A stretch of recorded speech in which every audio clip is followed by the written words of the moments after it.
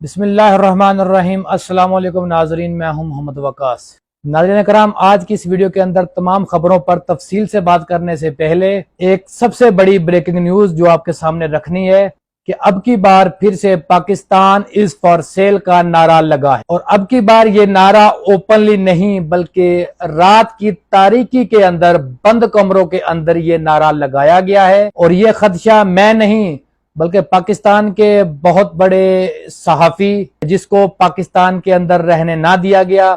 مگر اب وہ ملک سے باہر جا کر رپورٹنگ کر رہے ہیں، اور وہاں پر بھی ان کے اوپر بہت سارے مقدمات درج کیے جا چکے ہیں۔ ان کی جانب سے یہ جناب کہا گیا ہے کہ پاکستان کے اثاثے، پاکستان کی چیزیں بیچنے کے لیے رات کی تاریکی کے اندر بند کمروں میں بولیاں لگائی جا رہی ہیں، اور سب سے بڑا جو ایک رسپانس آ رہا ہے وہ عرب ممالک کی طرف سے ہے، اور پاکستان کی جانب سے جو اس کے اندر صرف چند سول ملٹری آفیسر جو ہیں ان کی جیبیں بھری جا رہی ہیں،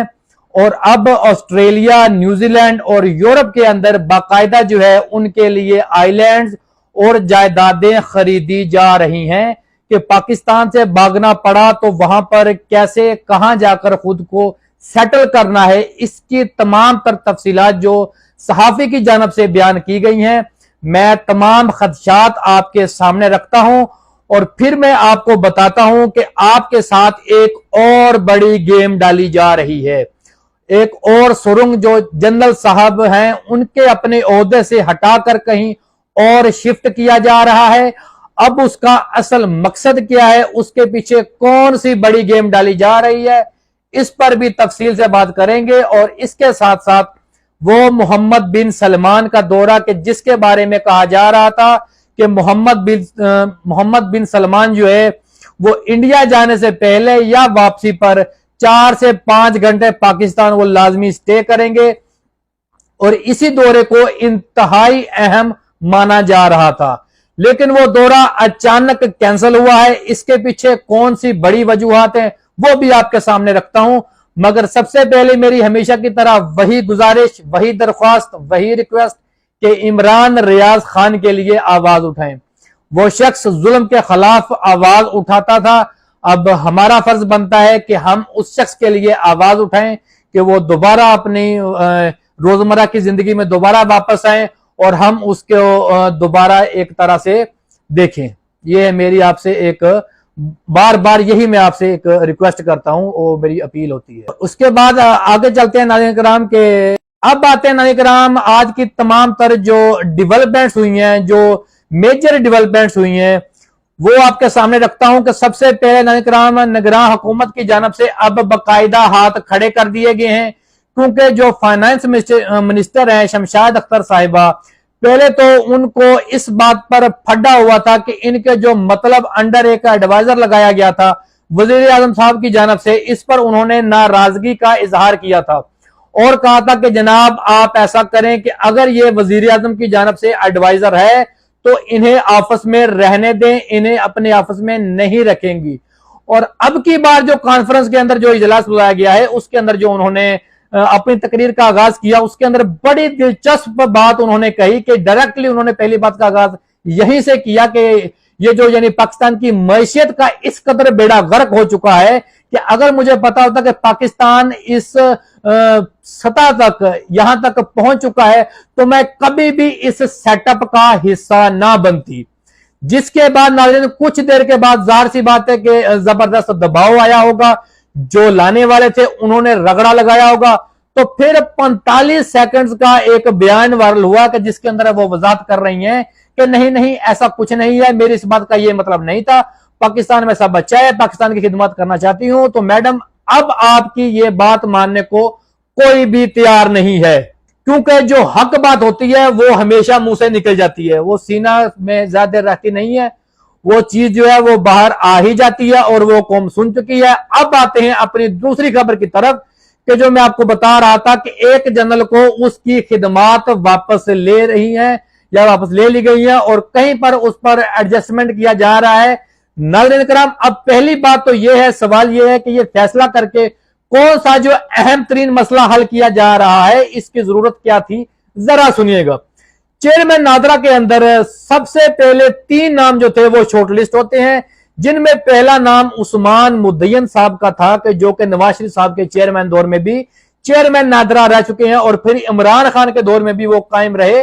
फिर दूसरा नाम जो था वो असद गैलानी साहब का था, जिनको शहबाज शरीफ ने लगाया था। और तीसरा नाम अहमद कमाल साहब का था, जो कि एक प्राइवेट टेलीकॉम कंपनी के जो वो चलाने वाले हैं उसके मालिक माने जा रहे हैं। तो नाजरीन ये 3 नाम शॉर्ट लिस्टेड थे। अब जो बड़ी डेवलपमेंट हुई है उसके अंदर एक जबरदस्त जनाब जो एक समझ लें कि पेशरफ्त हुई है, वो ये है कि अचानक काबीना के अंदर एक नई समरी मौसूल हुई है और ये इंटीरियर मिनिस्ट्री की जानब से यानी वजारत दाखिला की जानब से आई है और कैबिनेट ने फौरन उसे मंजूर भी कर लिया है। और उस समरी के तहत हम आर्मी का एक सर्विंग ऑफिसर जो है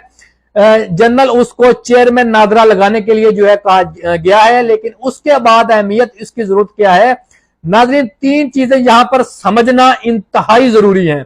एक चीज तो क्लियर है कि धांधली में नादरा का अहम तरीन किरदार होता है। उसके अलावा जलसे जुलूसों के अंदर लोग आते हैं या फिर कार रैलियां निकाली जाती हैं। इन रैलियों के अंदर जो लोग आते हैं वहां पर जिन लोगों की तस्वीर आती हैं, उन तस्वीर से बाकायदा शनाख्त करनी होती है कि ये लोग कहां से थे, इनका ताल्लुक किस फैमिली से था, इनका बायोडाटा नादरा से ही कलेक्ट किया जाता है। और फिर तीसरी जो सबसे अहम तरीन बात है, जो सबसे बड़ा मकसद है, वो ये है कि ओवरसीज की शनाख्त और उनके खानदान का पता लगाना इंतहाई जरूरी है। ये तीनों मकासद नाज़रीन किराम उस वक्त पूरे हो सकते हैं कि जब कंपनी की जानब से बाकायदा तौर पर नादरा को हाईजैक किया जाए। तो अब बाकायदा तौर पर एक जनरल साहब को जो है बताया जा रहा है कि उनकी बाकायदा समरी आ चुकी है, कैबिनेट ने मंजूर भी कर लिया है कि इन्हें चेयरमैन नादरा लगाया जाएगा। अब आते हैं अपनी आज की सबसे बड़ी स्टोरी की तरफ, जो मैं आपको बता रहा हूं कि पाकिस्तान के असासे बेचने का फैसला हुआ है। यह खबर मेरी नहीं, यह खदशा मेरी जानब से नहीं, बल्कि डॉक्टर मोईद पीरजादा की जानब से बताया गया है। वो ये कहते हैं कि चौधरी निजामुद्दीन ने यह लारा लगाया है कारोबारी तबके को कि हमने आपके लिए SFIC यानी स्पेशल फैसिलिटेशन इन्वेस्टमेंट काउंसिल बनाई है या कायम कर दिया, जिसका यह काम है कि अरबों बिलियन डॉलर बाहर से जो है पाकिस्तान के अंदर इन्वेस्टमेंट लाई जाएगी। लेकिन मोईद पीरजादा साहब ये भी कहते हैं कि मगर मुझे कोई पैसा आता हुआ दिखाई नहीं दे रहा, कोई पाकिस्तान के अंदर इस माहौल के अंदर इन्वेस्टमेंट नहीं करेगा, कोई इन्वेस्टमेंट के लिए अब पाकिस्तान में तैयार नहीं है। वो ये कहते हैं कि मुझे शक है कि मीडिया को जो मुकम्मल तौर पर कंट्रोल किया गया है कि नैब के अंदर अपने बंदे लगाए गए हैं, कि इसकी वजह से ये है कि अब बंद कमरों के अंदर रात की तारीकी के अंदर पाकिस्तान की चीजें पाकिस्तान के असासे बेचे जाएंगे और अरब मतलब के जो अरब बेहतर नेगोशिएशन जो है वो करेंगे, बहुत जबरदस्त डील देंगे और पाकिस्तान की साइड से जो नेगोशिएशन की जाएगी उसके अंदर जो है कुछ सिविल मिलिट्री अफसरान की जेबें जो है वो भर दी जाएंगी। और जो पहले से ही ये मैं नहीं कह रहा बल्कि मोईद पीरजादा साहब जो हैं वो ये कह रहे हैं कि पहले ही जो लोग कोशिश कर रहे हैं कि पाकिस्तान से दौड़ना पड़े, कैसे ऑस्ट्रेलिया या न्यूजीलैंड के अंदर या फिर यूरोप जहां आइलैंड और घर बकाया तौर पर इस वक्त खरीदे जा रहे हैं, तो ये सब कुछ उस वक्त जो है पाकिस्तान के अंदर डाला जा रहा है। और अब तक तो यहां तक भी बता दिया गया है कि मीडिया यानी कि जो मेन स्ट्रीमिंग है वहां पर महंगाई के बारे में कोई भी बात नहीं करेगा। जिस तरह इमरान खान का नाम लेना मीडिया के ऊपर बैन है, जो भी मेन स्ट्रीम जो आते हैं चैनल वगैरह न्यूज के, उसके ऊपर जैसे इमरान खान का नाम लेना बैन है, वैसे ही महंगाई के ऊपर भी वहां पर कोई भी सहाफी नाम नहीं लेगा। तो इसी तरह अब आते हैं मोहम्मद बिन सलमान की तरफ। अब तक जिस दौरे का सबसे ज्यादा चर्चा था, जिसका सबसे ज्यादा इंतजार था, नाज़रीन किराम बताया जा रहा है कि सऊदी वलीअहद मोहम्मद बिन सलमान आ रहे हैं। इसके लिए इमरान खान की रहनुमाई इंतहाई जरूरी है।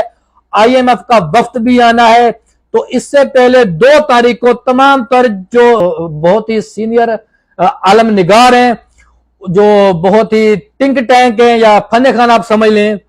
वो ये कह रहे थे कि गालिब इम्कान है कि इमरान खान जो है उन्हें आजाद कर दिया जाएगा। क्योंकि बहुत बड़ा इंपैक्ट पड़ेगा कि इमरान खान की मुलाकात मोहम्मद बिन सलमान से या IMF के वफद से जमान पार्क के अंदर होती है, या फिर वो बनी गाला के अंदर उनसे मुलाकात करते हैं, या फिर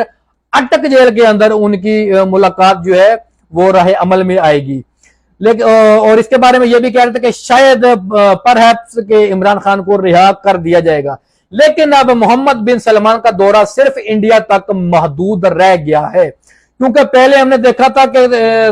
थोड़े मादी के अंदर हम पीछे जाएं तो अगर कोई भी शख्स, जब अमेरिका के लोग या इंडिया का या इधर से अगर कोई लोग आते चक्कर लगाने के लिए,